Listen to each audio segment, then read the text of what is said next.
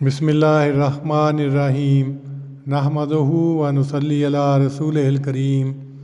صحیح البخاری کتاب الحیض باب 6 ترک الحائض الصوم یعنی حائضہ کا روزہ چھوڑنا۔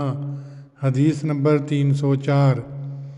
حضرت ابو سعید خدری رضی اللہ عنہ سے روایت ہے، انہوں نے کہا رسول اللہ صلی اللہ علیہ وسلم عید اضحیٰ یا عید فطر میں عیدگاہ کی طرف گئے اور عورتوں کے پاس سے گزرے اور فرمایا، اے عورتوں کی جماعت، صدقہ دو، کیونکہ دوزخیوں میں تم ہی مجھے زیادہ تعداد میں دکھلائی گئی ہو۔ تو انہوں نے کہا، یا رسول اللہ، کس وجہ سے؟ فرمایا، تم لعنت زیادہ کرتی ہو اور اپنے خامدوں کی ناشکری کرتی ہو۔ میں نے ناقص عقل اور ناقص دین اشخاص میں سے تم سے زیادہ کسی کو بھی دور اندیش انسان کی عقل ضائع کرنے والا نہیں دیکھا۔ کہنے لگیں، یا رسول اللہ، ہمارے دین اور عقل میں کیا نقص ہے؟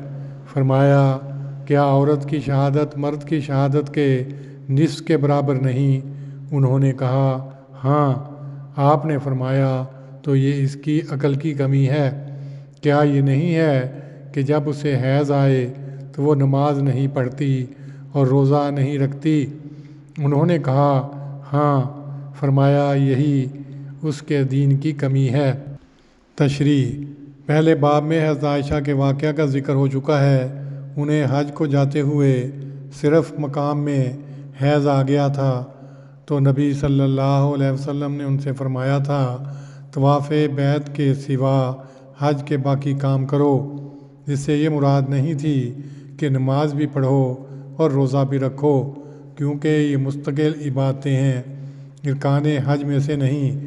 امام بخاری رحمۃ اللہ علیہ نے اس باب میں روزے کا ذکر خصوصیت سے اس لیے کیا ہے کہ نماز کے متعلق تو شریعت کا حکم واضح ہے، حتیٰ یطہرنا اور فاذا تطہرنا سے ظاہر ہے کہ ایام حیض میں طہارت مفقود ہوتی ہے، جو نماز کے لیے نہایت ضروری شرط ہے، مگر روزے کے لیے جسمانی پاکیزگی شرط نہیں۔ اس لیے طبعاً یہ سوال پیدا ہوتا تھا کہ حائضہ روزہ رکھ سکتی ہے کہ نہیں؟ کیونکہ نماز کا مسئلہ بالبداہت واضح تھا، اس لیے اسے نظر انداز کر دیا ہے، مگر روزے کا مسئلہ محتاج وضاحت تھا، اس لیے اس کے لیے علیحدہ عنوان قائم کیا ہے۔ حالانکہ حدیث میں دونوں باتوں کا ذکر ہے۔ امام بخاری نے اپنی اس کتاب میں یہ مخصوص طریقہ استدلال اختیار کیا ہے۔ مذکورہ بالا حدیث کا مضمون حدیث نمبر 28 میں اختصار کے ساتھ گزر چکا ہے۔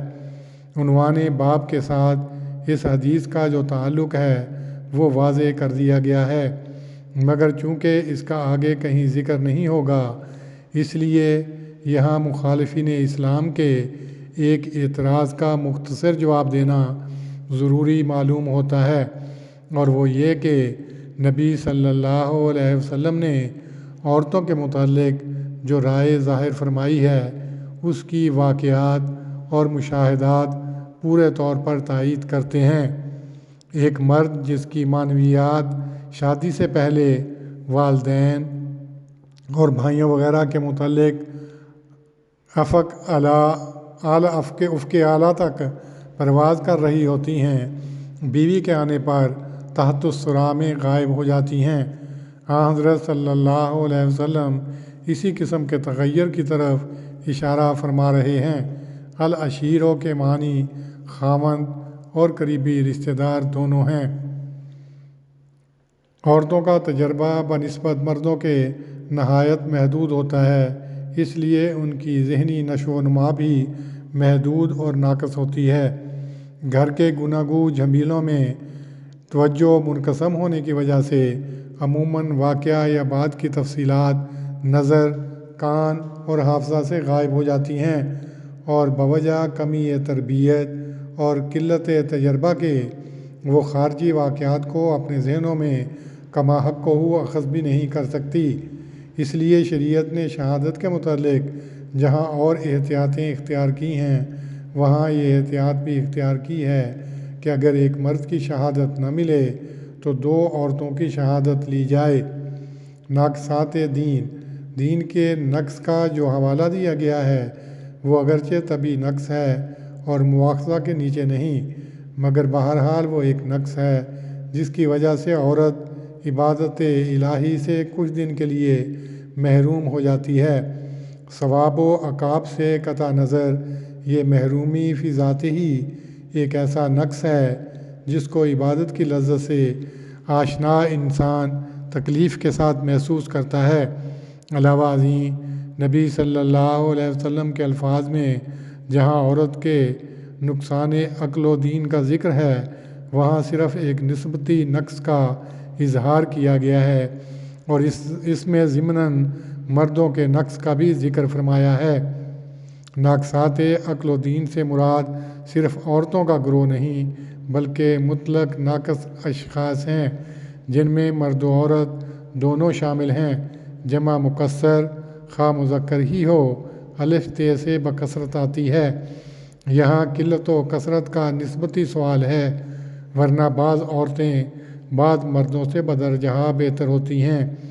حضرت مریم صدیقہ کے متعلق خود قرآن مجید فرماتا ہے لیس الذکر کالانثیٰ، آل عمران 37۔ باقی حصہ مضمون حدیث نمبر 29 کی شرح میں دیکھا جائے۔ اللہم صلی علی محمد وعلی آل محمد کما صلیت علی ابراہیم وعلی آل ابراہیم انک حمید مجید۔ اللہم بارک علی محمد وعلی آل محمد کما بارکت علی ابراہیم وعلی آل ابراہیم انک حمید مجید۔